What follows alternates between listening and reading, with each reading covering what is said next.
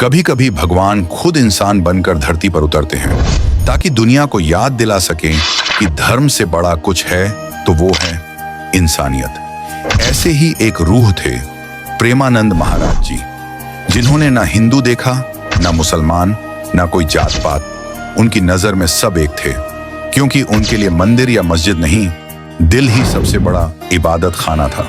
कहते हैं उनके पास जो भी पहुंचता था, वो चाहे अमीर हो या गरीब, हिंदू हो या मुस्लिम, महाराज जी उसे सिर्फ इंसान कहकर गले लगाते थे।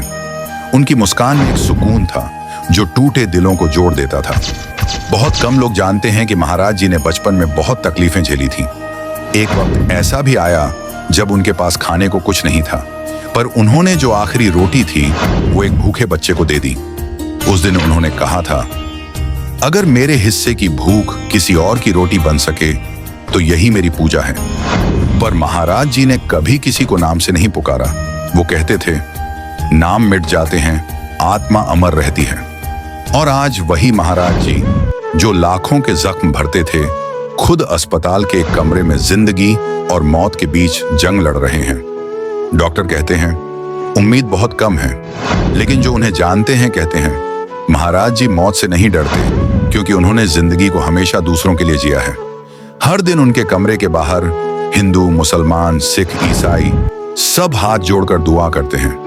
कोई गीता पढ़ता है, कोई कुरान की आयतें, और सबके दिलों में एक ही पुकार गूंजती है, महाराज जी ठीक हो जाएं।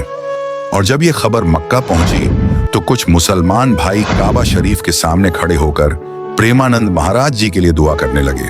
उनके लबों पर बस एक ही बात थी, ऐसे इंसान के लिए दुआ मांगना भी इबादत है।